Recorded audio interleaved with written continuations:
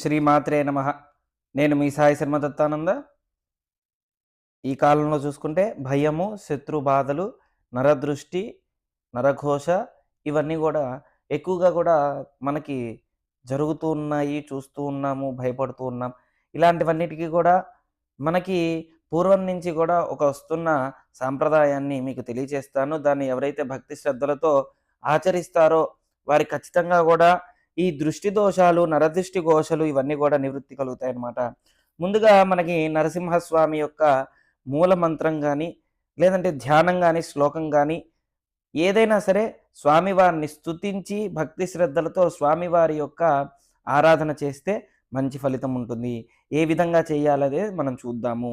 ఓం ఉగ్రం వీరం మహావిష్ణుం జ్వలంతం సర్వతోముఖం నృసింహం భీషణం భద్రం మృత్యుర్నమామ్యహం శ్రీ నారసింహాయ నమః.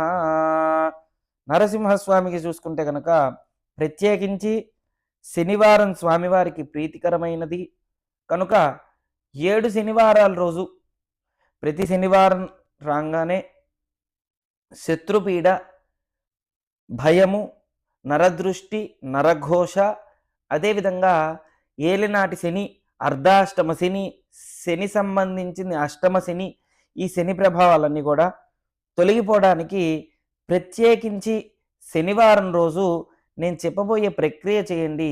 ఖచ్చితంగా కూడా మంచి జరుగుతుంది. అన్నిట్లో కూడా విజయం సాధించవచ్చు. అంటే ప్రయాణం అనుకున్నప్పుడు కొన్ని ఆటంకాలు కలుగుతూ ఉంటాయి. లేదంటే ఎక్కడైనా మనం మిత్రుత్వంగా భావించి వాళ్ళకి మనం మంచి చెప్పినా వాళ్ళ శత్రువుగా భావిస్తూ ఉంటారు. వాళ్ళందరూ కూడా మనకు అనుకూలంగా ఉంటుందన్నమాట. నరదృష్టి, నరఘోష కూడా నివృత్తి కలుగుతుంది.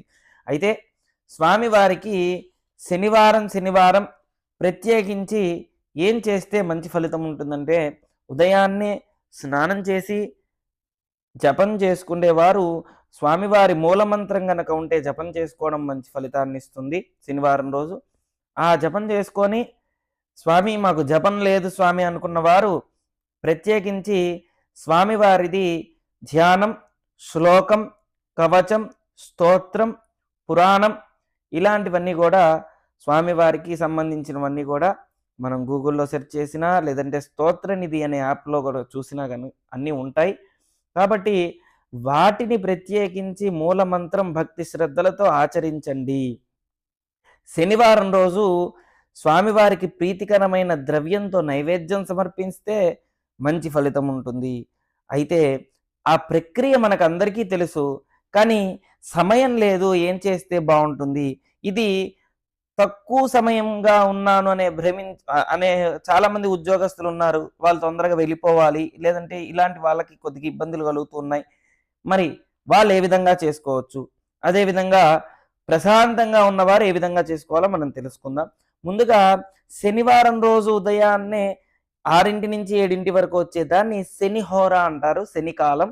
కనుక ఈ శనిహోర సమయంలో ప్రత్యేకించి నారసింహస్వామికి సంబంధించింది మూలమంత్ర జపం చేసుకోవడం, మాలామంత్ర జపం చేయడం, భక్తి శ్రద్ధలతో స్వామివారికి లక్ష్మీ నృసింహ స్తోత్రం చదువుకోవడం, లక్ష్మీ నృసింహ సంబంధించింది స్తోత్రం, ధ్యానం, శ్లోకం, కవచం ఏదైనా చదువుకోవచ్చు.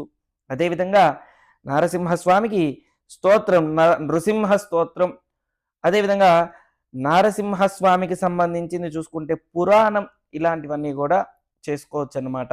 ఉదయం 7 నుంచి 8 వరకు చేసుకొని సమయం ఉన్నవారు 1 గంట అధికంగానే జపం చేసుకోవచ్చు.